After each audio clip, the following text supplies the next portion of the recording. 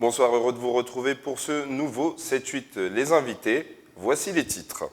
Nous recevons en plateau Émilie Aquin, chargée des relations entreprises de l'école de la deuxième chance. Elle nous expliquera pourquoi l'aide des entreprises du territoire est important pour le bon fonctionnement de l'école. Le Vélodrome national de Saint-Quentin-en-Yvelines accueille du handball le 25 mars prochain. Ici Paris Club de D1 délocalise pour la première fois de son histoire un match à domicile dans l'enceinte yvelinoise pour affronter Brest. Objectif, battre le record d'affluence pour un match de première division qui est actuellement de 5000 spectateurs. Émilie Aquin, chargée des relations en entreprise de l'école de la deuxième chance, est avec nous ce soir sur le plateau. Nous allons voir avec vous pourquoi l'aide des entreprises du territoire est importante pour le bon fonctionnement de l'école. Bonsoir Madame Aquin. Bonsoir. Alors déjà, présentez-nous l'école de la deuxième chance. Oui.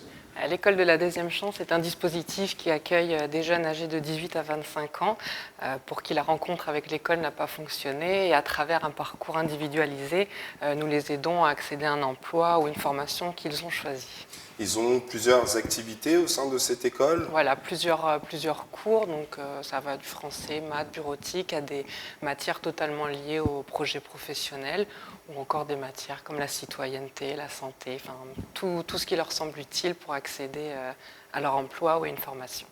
On peut dire que le don des entreprises est un besoin vital pour vous? Oui, totalement. Ce budget de la taxe d'apprentissage représente pour nous 10 à 20% du budget de l'école et il nous permet effectivement de bien fonctionner. Alors pour que les patrons comprennent, ceux qui nous regardent, ils contribuent à quoi exactement? Cet argent, il sert à quoi? Alors, il sert au fonctionnement général de l'école, mais aussi à permettre aux formateurs d'élaborer des projets, que ce soit des projets sportifs, culturels, citoyens. On travaille beaucoup la pédagogie par projet et ce budget, cet argent, voilà, nous permet de développer des projets qui coûteraient un peu à l'école et qui nous servent. Voilà. Donc, plus les entreprises versent cette taxe à l'école de la deuxième chance en Yvelines et plus les jeunes peuvent participer à des projets. Et ces patrons, ils peuvent le donner à tout moment? Il y a une date butoir? Expliquez-nous. Alors, on est en pleine, justement, collecte de la taxe d'apprentissage. Donc, ça vous dit la bonne question. Voilà. D'accord, merci. Et les entreprises ont jusqu'au 28 février pour attribuer cette taxe d'apprentissage. C'est compliqué pour avoir à chaque fois, chaque année, c'est un combat C'est un combat au quotidien. C'est aussi les entreprises qui nous font confiance en accueillant nos stagiaires tout au long de l'année, qui savent à quoi sert notre centre de formation. Et puis voilà, ça se fait automatiquement. Elles nous font confiance, elles savent comment on travaille. Donc, mais pour celles qui ne nous connaissent pas, voilà, on demande juste à se faire connaître sur le territoire et à prouver que nos stagiaires peuvent faire du très bon travail. Eh bien, pour celles qui ne vous connaissent pas, on va les aider à se rapprocher de vous. Les entreprises qui ont déjà donné, c'est quoi les retours qu'ils font? Ils voient ces activités, ils sont contents, qu'est-ce qu'ils en disent? Oui, et la plupart des stagiaires qui trouvent un emploi sont suite à des stages qu'ils ont effectués au sein des entreprises. On a de plus en plus d'entreprises partenaires qui accueillent des stagiaires, mais qui participent aussi à des actions comme des job dating, des préparations aux entretiens de recrutement ou qui font simplement visiter leurs entreprises pour montrer les différents métiers qui peuvent exister à nos stagiaires. Il y a quoi comme type de filière qu'on peut retrouver pour les C'est totalement varié. Voilà, c'est tout type de métier. On s'adapte au projet du jeune. C'est lui qui arrive. L'idée, c'est vraiment l'accès à un premier métier choisi. Donc, il arrive avec son projet. Nous, on l'accompagne, on individualise suivant ses besoins. Je sais que des fois, le stage peut faire peur à certains patrons. Qu'est-ce que vous diriez de ces jeunes qui sont à l'école de la deuxième chance? Ça se passe bien, les stages? Vous les accompagnez? Vous êtes là avec eux? Oui, alors déjà ce sont des jeunes qui ont choisi eux-mêmes de venir faire cette formation, qui ont vraiment envie de s'en sortir. Donc voilà, les stages leur permettent de découvrir des métiers qui leur sont méconnus et puis de voir si c'est réellement leur projet ou pas, et puis si ce n'est pas leur projet, de s'orienter sur un autre métier. Donc les stages se passent effectivement bien. Donc voilà, plus on a d'entreprises partenaires et meilleur est le projet et le parcours pour le jeune. Et les résultats, au final, vous avez un bon pourcentage de réussite? Oui, on a 2/3 des jeunes qui sortent en emploi ou en formation. Donc oui, les résultats sont assez bons. Et eux, en stage, ça se passe comment? Quels sont les retours qu'ils vous font, ces jeunes-là? Ils sont très contents. Enfin, il y a de tout forcément. Oui, j'imagine, oui. Mais voilà, ils sont contents de pouvoir se confronter à la réalité du métier, au monde du travail, et puis d'être reconnus par les employeurs. Allez, là, c'est votre moment. Oui. Dites-moi, vous avez la caméra, comment vous pouvez attirer ces entreprises? Qu'est-ce que vous allez leur dire? Là, c'est votre moment. Faites confiance à nos jeunes, tout simplement. Voilà, ils sont vraiment bien accompagnés, bien soutenus par tous les formateurs et toutes les équipes. Et puis les formateurs sont vraiment là au quotidien s'il y a besoin avec les tuteurs en stage. Donc voilà, faites-nous confiance et puis contactez-nous pour accueillir nos stagiaires. Et pour finir, il faut vous contacter où? Eh bien, il y a que 3 écoles sur le département, donc il y en a une à Magnanville, une au Mureau et une autre à Saint-Quentin en Yvelines. Donc voilà, vous avez le site internet ou le Facebook ou le Twitter pour connaître l'actualité de l'école. Eh bien, je vous remercie, Madame Aka. Merci.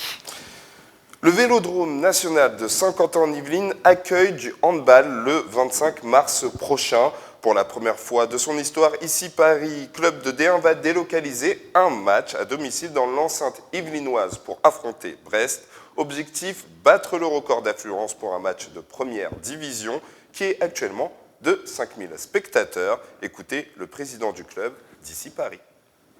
Alors je suis avec Jean-Marie Siffre, le président d'ici Paris. Alors nous venons juste de sortir de la conférence de presse qui a annoncé le gros match entre ici Paris et Brest. Alors Jean-Marie, est-ce que vous êtes impatient de jouer ce gros match au Vélodrome national de Saint-Quentin-en-Yvelines qui se trouve juste derrière nous? Oui, impatient parce que pour nous et pour le Vélodrome c'est une première, avec un gros challenge de remplissage et puis de mettre une salle de handball dans ce Vélodrome. Donc oui, très impatient. Et hâte d'y être, d'autant que ce match contre Brest va être relativement déterminant pour la suite du championnat.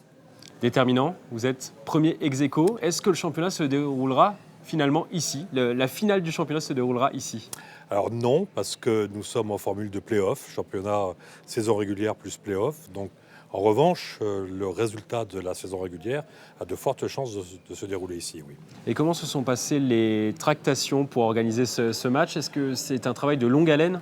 Oui, ça fait longtemps que Patrick Chéab, président du comité du territoire de handball, nous demande de venir jouer un match sur son territoire. Et on a rencontré les gens du Vélodrome, on a rencontré Patrick Chéab, les élus, etc. Et on s'est tous mis d'accord pour venir faire cet événement. Vous étiez enthousiaste au début, réticent peut-être de jouer dans une si grande salle? Pas réticent du tout, inquiet de mettre une salle de handball dans une salle comme celle-là, parce que c'est une topologie un petit peu atypique. Mais au fur et à mesure où on avançait dans les discussions, on s'est dit on va relever le challenge. On est un club qui se délocalise de temps en temps en Ile-de-France. On aime bien aller jouer des matchs en dehors de notre territoire de prédilection, qui sont ici les Moulineaux et puis le stade Pierre de Coubertin, dans le 16e, à Paris. Mais donc on avait très envie de venir jouer dans le 78. Et dans le 78, dans une salle comme ça, c'est effectivement très excitant. Et le timing est idéal. Et il arrive juste après les championnats du monde remportés par la France.